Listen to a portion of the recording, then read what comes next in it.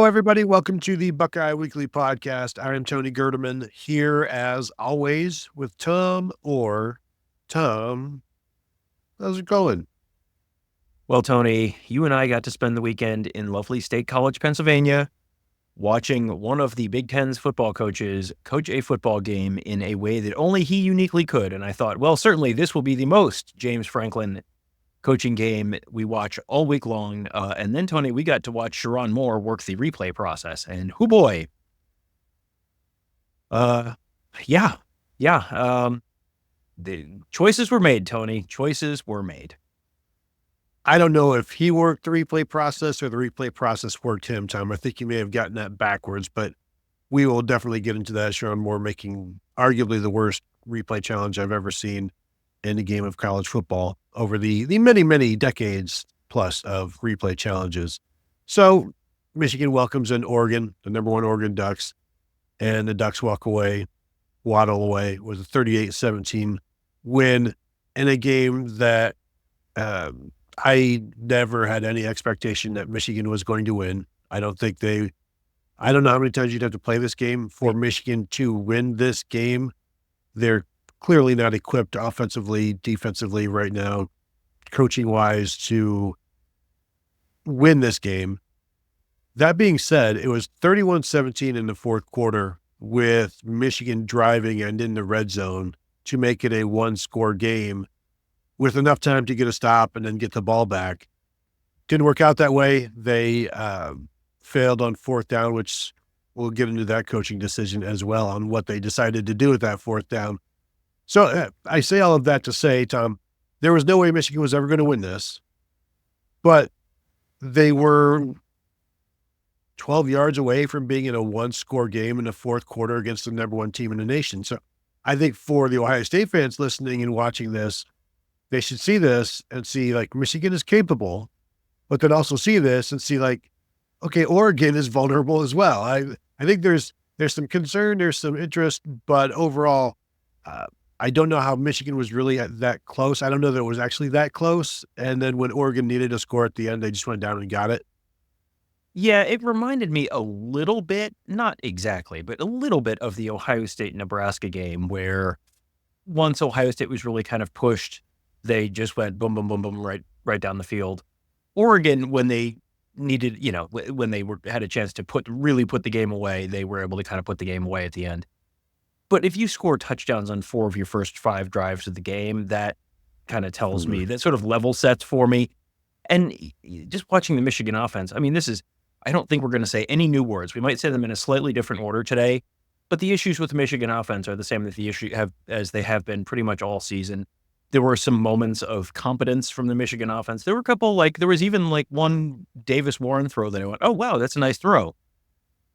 But the offensive issues continue to be what they are, and it feels like if you're up by a couple scores on Michigan at this point, there's no real reason to feel like you're in any real danger because Michigan feels like, unless Will Johnson's out there to run back a pick six, which he was not, he was out once again this week, then that takes away one of their leading ways to score a touchdown when they really need to score a touchdown. And the rest of the offense, Khalil Mullings kind of disappeared. Donovan Edwards had a couple nice runs, but other than that, really kind of disappeared. You had couple nice throws maybe to Tyler Morris, and maybe there's a little of a Davis Warren, Tyler Morris connection developing. But other than that, it was like, hey, well, it's the Colston Loveland show. Let's see what he can do. And that works, but it only works to a point. Yeah, you need more points there, basically, literally, figuratively, and all around. You mentioned the 4 drives for Oregon and 4 touchdowns and 5 drives. And then they only had 4 possessions in the second half. They went 3 and out in one. In their first one, then their second one is like a 6-minute drive. And then they get the ball back in the fourth quarter and they go 5 and out. And then they get the ball back and they have a 6.5-minute drive. So the game was very short in the second half. And I don't think Oregon minded that at all. That's why they had 300 yards of total offense in the first half and maybe 170, 150, 160 in the second half. They did all of their damage in the first half, and they did enough by that point because, as you said, this Michigan offense is what it has been. They try to pull out some stops. They try to pull out some trickery. double reverse flea flicker to somebody 7 yards downfield. Like they are doing everything they can to just pick up a first down. When you have to do all of that just to pick up a first down, because most teams would do that to take a shot downfield, and there are no shots downfield in this one. And Davis Warren was 12 of 21 passing for 164 yards, 2 touchdowns, no interceptions, no sacks. And I say no interceptions, but not for lack of trying, because he was still throwing some balls that were a little questionable, got away with it. I think 2 of them ended up in touchdowns, or at least one of them ended up in a touchdown. We're throwing it into traffic a little bit. And so there are still opportunities there for an opposing defense. But, when this is almost as good as a Michigan quarterback can play, and you still threw for 164 yards on 21 attempts, and it does nothing to help the running game. Second week in a row, your best running attack, your best running option is Alex Orji, who went for 39 yards in this one on 6 attempts, kind of similar to last week. Obviously, they need more, and there's no way to get it because they're basically giving all they've got, Captain. Like, there's nothing else here. It's funny because you watch Oregon on offense in this game, and it just looks really effortless for long stretches of the game. I mean, they had one drive where they used tempo, and we should talk about tempo a little bit later, but they had one drive where they were using tempo to go 10 plays, 94 yards for a touchdown.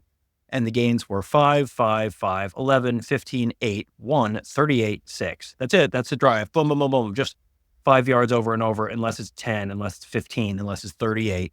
And Michigan, to have any kind of a big play at all, like you said, they had one where they were running a double reverse flea flicker to throw a pass not very far downfield. They had, and that ended up turning into a nice game, but that's because Colston Loveland helped, made a guy miss a tackle 7 yards down the field, and that turned into a 20 or 30 yard gain. But there just is not a whole heck of a lot. There was another one where, they should put 2 quarterbacks on the field. They put Alex Orji in like an orbit motion as like a window dressing, and they just throw a little wide receiver screen. They have to pull out all sorts of stuff just to it's like one team is just kind of like walking, casually down the street, and the other one is dragging like one of those big weight sleds. And it's like, yeah, you're both moving in the same direction, but I bet that guy can do it a lot longer than you can because you're dragging an enormous weight sled. Everything looks so difficult for Michigan on offense right now.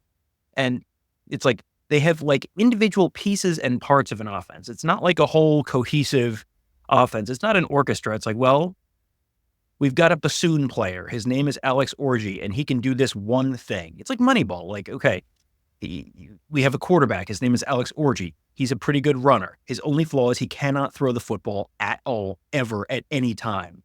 And okay, we've got Donovan Edwards, and he's pretty good for 2 long runs a game. But other than that, he's going to average 2 yards a carry. And we've got Khalil Mullings, and he's going to go 8 carries for 16 yards and just seemingly have just fallen off a cliff for the last couple of weeks for whatever reason.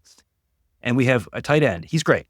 And we have wide receivers, and they, Tyler Morris, like I said, had a couple nice catches, but again, everything outside of Colston Loveland was just so painful in the passing game. Tyler Morris had 3 catches for 38 yards, nice touchdown, 19-yard long. That was a nice play. Samaj Morgan, 1 catch, 8 yards. Peyton O'Leary, 1 catch, 6 yards for a touchdown. Donovan Edwards, 1 catch, 1 yard. There's just, they're trying to build the whole planet of Colston Loveland. And you and I just watched a team where they really couldn't run the ball very much against a pretty good, decent defense. And, you could sort of do it with the quarterback run a little bit for a while, but the wide receiver talent really wasn't there. And guess what? A good defense can shut down a tight end driven offense when they can't run the ball and there's just not that many other weapons out there. I think Michigan's going to continue to run into those problems when they face Indiana, and then probably when they face Ohio State too. Mm-hmm. Yeah, Donovan Edwards had 1 catch for 1 yard, 6 yards after the catch. Another behind the line of scrimmage. And there was I don't know if it was in the second quarter. Yeah, the first drive of the second quarter, Michigan gets the ball in good field position, and they throw 3 passes like behind the line of scrimmage, and they go 3 and out or whatever, and the offensive attack was not good. He mentioned the inability of Alex Orji to throw the ball. 4th and 5 in the fourth quarter, down to the 10 or the 12-yard line. It's 4th and 5. And Alex Orji's in the game. Samaj Morgan's in the game. And the call is a reverse throwback to Alex Orji from Samaj Morgan. The pass is about 4 yards out of bounds. Alex Orji runs face first into a camera mount, and the game is over at that point. They were trying to make it a 7-point game. 4th and 5. You're going to throw the ball. So what do? You take the one quarterback that can throw off the field. You don't involve him in the game. And Kirk Campbell, the Michigan offensive coordinator, is not a fan favorite, and I don't know why he should be or why he would be. He doesn't have a lot of options, but also throughout this game, the Michigan coaches did not help this team at all.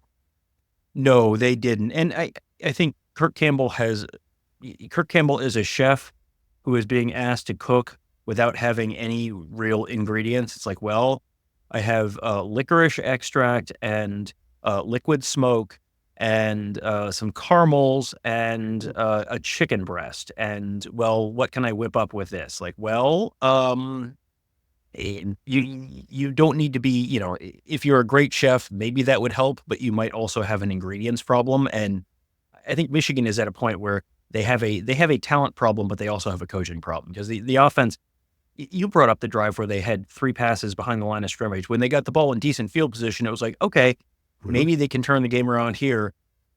What is your identity as Michigan right now on offense? Like 2021 to 2023, the identity was smash. That was the identity. What is your identity right now? Because I think that they would love for their identity to continue to be smash, but they have offensive line issues. They have, lack of wide receiver talent to take any of the pressure off of the run game issues. And I don't know that they really have an identity right now, because they have 2 quarterbacks who can kind of do opposite things. So it becomes pretty apparent when you've got one guy in there what you're probably going to be trying to do. And then if you put 2 guys in there, you can't do that every down. So that's kind of like a gadget play thing. And it's like, okay, well, it's going to be here. We're going to do some fun window dressing kind of stuff here. And that will work occasionally. You can't build your whole offense out of 2 quarterback on the field gadget plays. And again, I go back to, we just watched Penn State, and Penn State does all sorts of fun, crazy stuff. And they put offensive linemen in motion, and they have their tight end plays center, and also he plays quarterback, and also they split him out, and also he's a running back, and it's like, that's great. And that works against Wisconsin, and that works against Bowling Green and teams like that. But when you play Ohio State, if the defense is disciplined, then all the fancy window dressing crap doesn't work. And then you run into okay, what can you do with your talent? And the answer is not as much as you can against, other teams where the window dressing stuff does work. It just feels like, yeah, it's working sometimes for Michigan, but how frequently it's working is probably going to tail off in at least 2 of the last 3 games this year. And it's already not working at a real great rate. Yeah, it's opponent dependent on basically if it's going to work or not. How disciplined is your opponent? And that'll give you a pretty good idea if this is going to work. You mentioned the smash. Yes, your identity is smash, except on 4th and 5, you're having a wide receiver throw it to your quarterback, your backup quarterback. I mean, what is that? Another coaching, a couple of other coaching things. Sharon Moore and his staff, whoever told him, decided to challenge a Colston Loveland incompletion that was a catch in that Colston Loveland catches it, gets a foot down on the sideline, gets another foot down or a knee down, goes to the ground, and the ball comes out and goes flying. And it is the most obvious incompletion. There's no way anybody could think it was a completion, because the ball did not survive the ground, blah, blah, blah. Like the ball came out as soon as he hit the ground, hit the player, hit the defender, goes flying out. For whatever reason, Sherman Moore is told or decides to challenge this. And Gary Danielson on the call himself is like, they don't know the rule. Like they don't even Michigan doesn't even know the rule. The coaches don't even know the rule on what a completion or an incompletion is. And, it takes them, doesn't take them long to come back and say it's an incompletion. And then you hear just the disbelief from the Michigan fans in the stadium. Like, how could this be incomplete? Like, what in the world are you watching? And so after the game, Sherrone Moore was asked, do you have somebody up in the press box telling you to give you advice on when to challenge? He said they did. And my immediate thought was that this is proof, Tom, that not all low-level staffers are created the same, because this one was not near as good as the one they've had, another one they've had over the past few years. Maybe they're used to having different angles, of cameras in the stadium, perhaps. I don't know. Yeah, that was weird. That was like you said earlier, one of the worst challenges you've seen, because it's just like, very obviously this is the rule. Like, this is the rule. I don't know how else to say it. This is the rule. Very clearly, it was not. Well, the ball sort of came loose a little bit. No, the ball went flying out of bounds and hit people on the sideline. Like, real obviously. But when you juxtapose that with Oregon's first touchdown of the game, and that was a remarkable play in terms of a throw from Dylan Gabriel to Evan Stewart. That was a fantastic back shoulder throw. And Amir Hall was in coverage, and he had great coverage. I mean, it was one of the best plays all around that you're going to see. And it was like, wow, what a incredible play.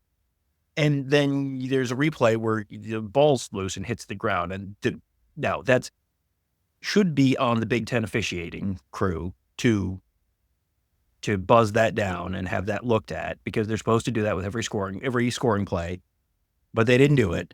And, the Big Ten officiating crews are having about the same caliber of a year as Sherrone Moore is. So this has not been a great year for Big Ten officiating or Big Ten replay, but also the people who are watching for Michigan today not see that. I mean, it was, that was like, nobody did their job there. All the players on the field did their job incredibly well on that play, and everyone else just completely failed. There's just a lot about this Michigan team that makes you think, if you're looking at a first-year head coach bringing in a whole bunch of different staff, new and different staff, and there's just a lot about this Michigan team that feels like there are a lot of people who might be in way over their heads right now. And I think Sherrone Moore may be sort of getting a real unfortunate lesson in the difference between being the guy who's the head coach for 3 hours on a Saturday and the guy who's the head coach 24/7, 365.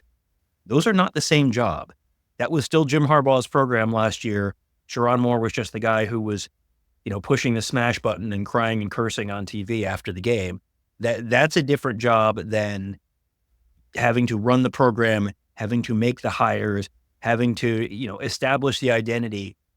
It does not feel like any of that has happened, efficiently or effectively this year under Moore. And yeah, there's definitely a talent issue. There are some significant coaching issues there as well. Yeah, after the game, Sherrone Moore said that, all plays, all touchdowns are supposed to be reviewed. So that's, I guess, why they didn't bother to challenge it. But if you've got somebody watching of your own, and clearly they do because they challenged the Colston Loveland, how are you not looking at that? How are you not looking to see? It was a bang, bang play. It's close. You're on the sideline. You're going to want to see the feet. You're going to want to see everything. And so you see this in completion and then you don't do anything. What's worse, to not even bother looking or to see it and not do anything? Like, those are both not acceptable, especially on a touchdown. You can't, what in your years and all of our years of watching football referees and replay officials, what have they done to give you confidence to rely on them for a touchdown call? And to be like, you know what? I'm not even going to look. I'm just going to trust that this close play right on the sideline was made correctly and that there's nothing wrong. Like, in what world are we living in when you're going to trust replay officials that ejected an Ohio State player last week, and then the NCAA is like, no, that wasn't a targeting. Actually, that was not a targeting. So yeah, you can't do it. You can't rely on officials to make calls that one official will say is wrong, another official will say is right. And the fact is, how could this be reviewed and not be overturned?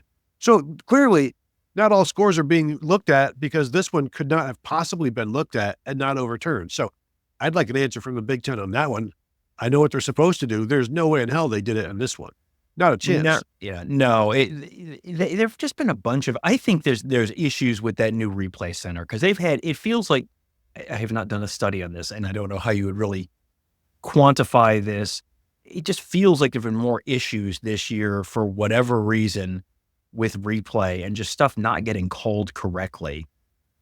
And that's a bigger issue and a bigger conversation that goes beyond the scope of this particular show. But it does feel like that's something you can't really trust that it's, it'll be fine. Like certainly they will do their jobs exactly right. Like it just doesn't feel like that's working the way it's supposed to this year. Something else, Tony, that feels like it's not working the way it's supposed to.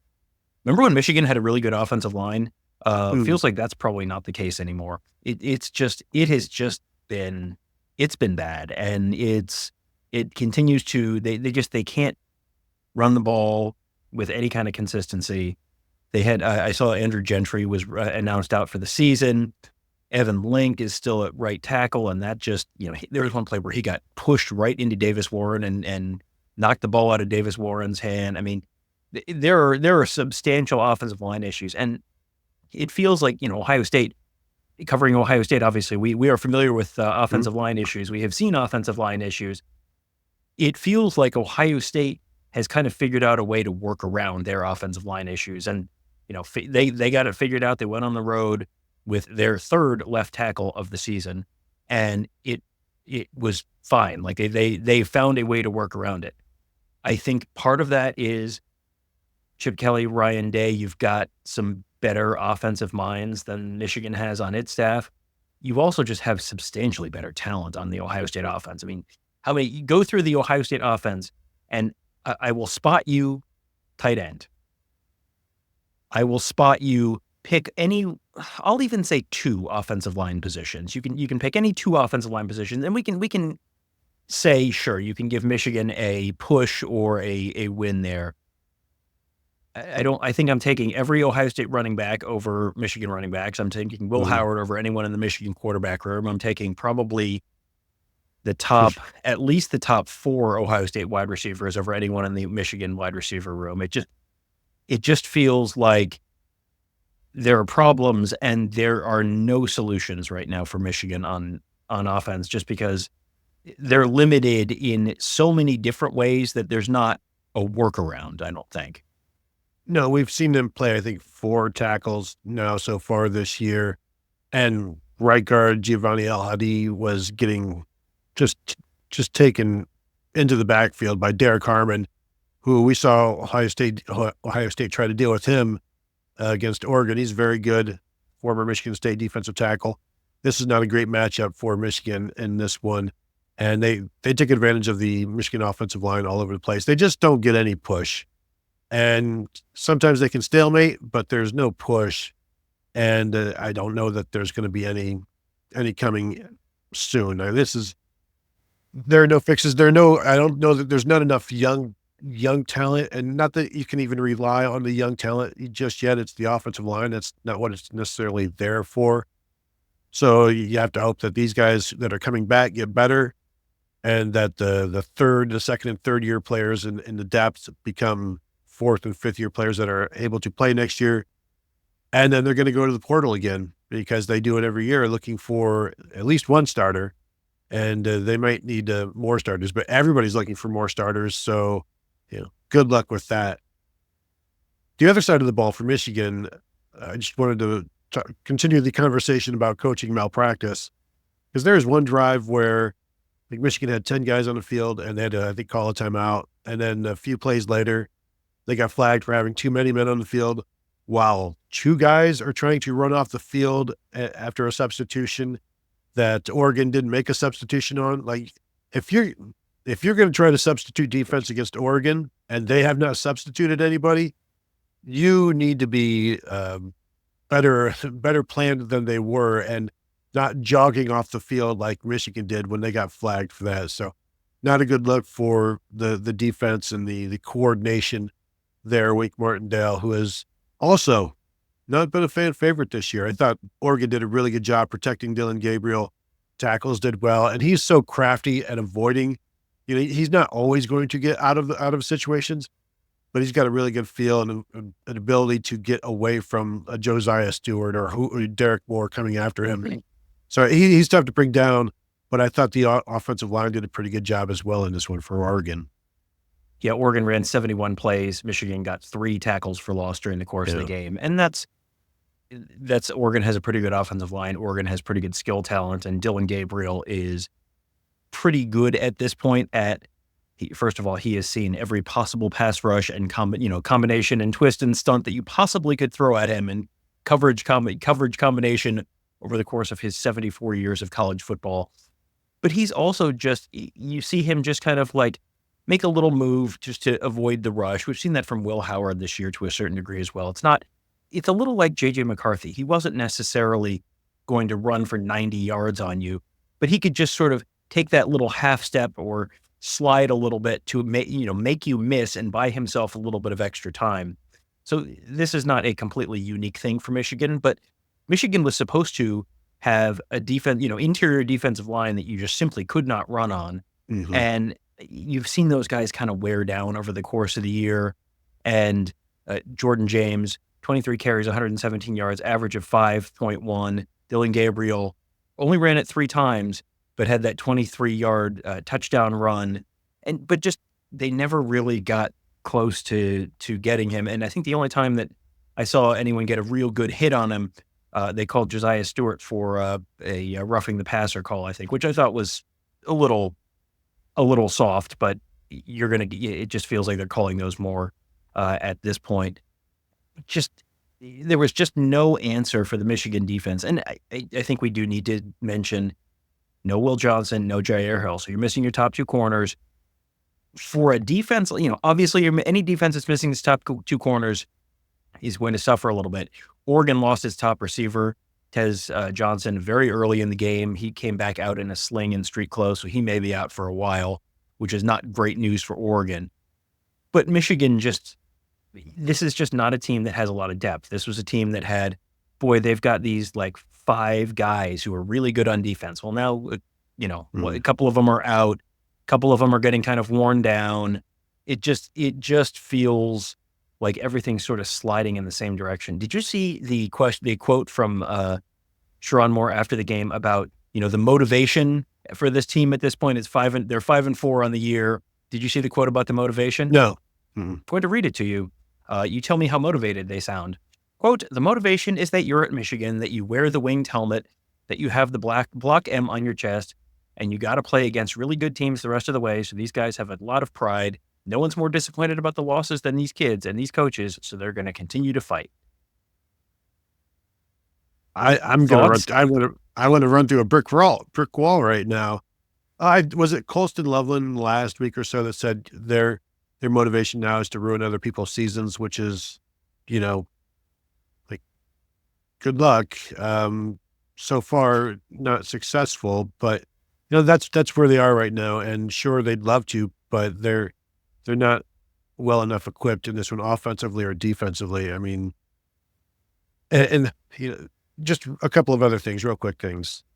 So 12 different players were targeted for Michigan. Only 5 of them caught passes. Like, the accuracy the ability to catch the ball is not there. Tackling is not great. Of the 294 yards passing, 178 of those were after the catch. We know Oregon does some short stuff and makes you miss.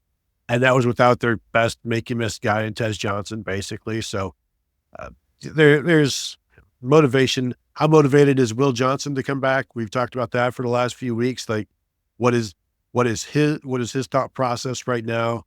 Does he want to come back to this? J.J. McCarthy didn't seem to want to come back to it to be the honorary captain this week.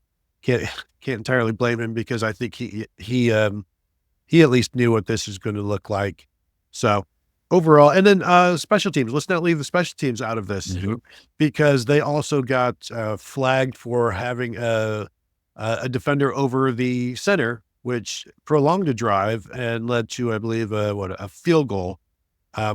Could have gotten them the ball back, but just Something simple like that. We've seen that for years at Ohio State. Just what are you doing roughing the center? Why are you leaping? You should know all of these rules. You should know you can't have somebody right there. And they did. So more coaching letdown, I think, there for Michigan overall.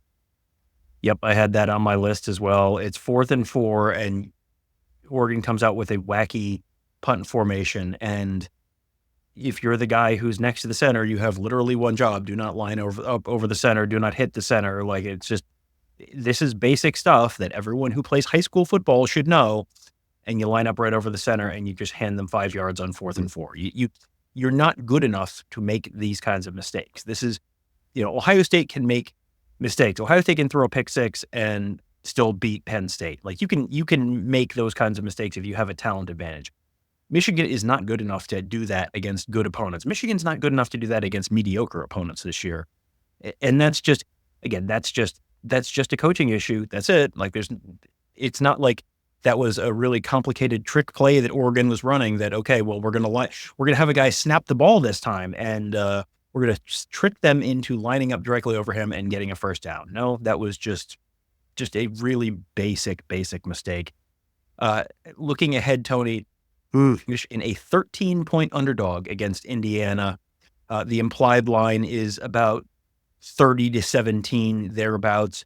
I saw that and I thought, boy, deep down, I bet Michigan would probably take a 30-17 loss right now, because Indiana might be looking to put up some style points, and Indiana might have an opportunity to put up some style points, because it's that's an offense that can put up a lot of points pretty quickly, and I think that's a bad matchup for Michigan. If your offense can put up a lot of points, that's a bad matchup for Michigan. Michigan needs to win rock fights this year. The good news is Northwestern's on the schedule.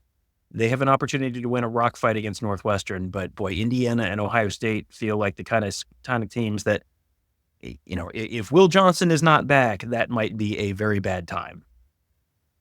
Even if he is, Kurt Signetti and the Indiana offense don't care. They're going to just keep going after it, swinging like they're going crazy. They finally trailed this season, trailed against Michigan State 10-0, and then scored the final 47 points of the game. 13 points sounds remarkably low to me for this one, because Kurt Signetti's going to want to put a stamp on this one. And then it doesn't matter. They'll play the starters the entire game if they're up by 28 points, because they've got a week off before they go to Ohio State. I think I'm with you. They want to get their name out there, and it's out there, but it's not out there enough. They don't have a ranked win yet. They still won't after next week, but being 10-0 at Indiana would be pretty impressive. And that you have that kind of a win, which, I'm looking at the 47-10 Michigan State win and thinking I could see that 2 weeks in a row, something like that. I think this one could get out of hand. I think it could get out of hand. I don't know if they're winning by more than 35 points, but I think when you are Indiana right now and you're in the position you're in, which they're 8th in the AP poll, we'll see where they end up in the first college football playoff rankings on Tuesday night. But I think they have to assume that if they lose to Ohio State, they need to have a bit of a narrative around their season, because their schedule right now, they were something like 110th or 115th in the nation in strength of schedule as of right now. Now that's going to improve quite a bit in the next week or two, because I think they were 17th in remaining strength of schedule because of Ohio State and Michigan. But you have to have a little bit of a narrative around your season. You can point to that, hey, yeah, we haven't played the best schedule, and right now the narrative around them is they are doing the 95 Nebraska thing, where they have not played a game closer than 2 scores against anyone. They've won by 14 points or more against everyone so far this season, which I think 95 Nebraska was the last team to do that. You've got to, style points don't matter necessarily all that much beyond a certain point. Style points might matter to Indiana. So, if Michigan goes in kind of discouraged or defeated, it could get bad next week. We'll see. Michigan certainly has the talent to at least keep it competitive against Indiana. But who's playing? How motivated are they? How much does the block M on your chest really matter? I guess we will find out next week in Bloomington. I'm looking at Indiana's schedule here and the results, and it also has the length of time of the games. and they have yet to play a game that has gone 3.5 hours, which, I mean, 3 years ago, every game was over that, but it kind of also tells you that they've now also been playing maybe in the biggest, in the biggest games on the biggest stages, because clearly not enough commercials for them. So that's going to change here over the next couple of games for them, I'm sure. But anything else? Because I think we've touched on all of this. One real quick thing. What did you think about Dan Lanning punching it in at the end when they could have taken a knee to make it, just keep it 31-17? And it's like, no. We're going to try and score here and make it 38-17 and let everybody know what we've done, because that was, I'm not going to, the lack of class back in my day, blah, blah, blah. I just thought it was kind of an interesting statement from Dan Lanning that right now they're going to take advantage of everything they got, and they don't have any concerns of any backlash from Michigan anytime soon. Well, we were on the conference call with Rich Clark, the college football playoff executive director, last week, and he talked about the fact that, margin of victory is something they're going to look at. That's one of the metrics they look at, and it's capped. So going from a 63-point win to a 70-point win is not going to make any difference. But going from a 14-point win to a 21-point win, that's something they might look at. And really, the 21-point margin of victory was probably more in line with how that game broadly played out. Oregon could have been a little more aggressive earlier in the game. But you look at Oregon's drives, and they were, I'm just going to read you yardage and result: 63 touchdown, 75 touchdown, 2 punt, 94 touchdown, 80 touchdown, 6 punt, 67 field goal, 8 punt, 90 touchdown. I mean, they punted 3 times, and every other drive went more than 60 yards, including a 90 and a 94-yard drive. So, I don't know that extra touchdown really did anything to materially alter anyone's impression of the game. If you watch the game, you had the feeling that was a 3-score win. And if you didn't watch the game, it was a 3-score win. So, the sportsmanship thing, like, whatever. If you want to get mad about that, that's fine. You have guys on scholarship who are making NIL, and you have coaches who are getting nice big checks, and they get to wear the Block M on their shirt. So your job is to stop them. So I guess you should stop them. I don't know what else to say. This to me is one of these things where it's like, teams play. Did someone play Mr. Brightside after beating Michigan? Did Washington do that or something a couple weeks ago? I think so, yeah. Like, if you beat LSU, yeah, by all means, play neck. Guess what? It's funny because they do it when they beat you, and it's a little bit, it's a little bit taunting then. So guess what? You can do it back the other way. Michigan, I'm sure, has done this at some point in the past and run it. Didn't they do this at some point early last year in one of those games, the non-conference games or something? Like, whatever. It's their job to score. It's your job to stop it. Whatever. That's fine. Like, if you want to get mad about it, that's fine. But that's not the biggest problem facing the Michigan football program right now. Yeah, don't get mad at Dan Lanning for that. Get mad at everybody else involved in making that happen. So that'll do it. Want to thank you all for being here. If you're watching on YouTube, please go ahead and hit the thumbs up and subscribe to the channel if you have not done so. Hit the bell to be notified when we drop videos or go live. And of course, you can continue to find us at BuckeyeHuddle.com. Sign up, become a premium member. Say hello to us there back on the behind the paywall, as we're on the message board presented by Jeff Ruby Steakhouse here in Columbus. So find us there, say hello to us there. And that will do it for today. Thank you all for stopping by. We will talk to you guys later.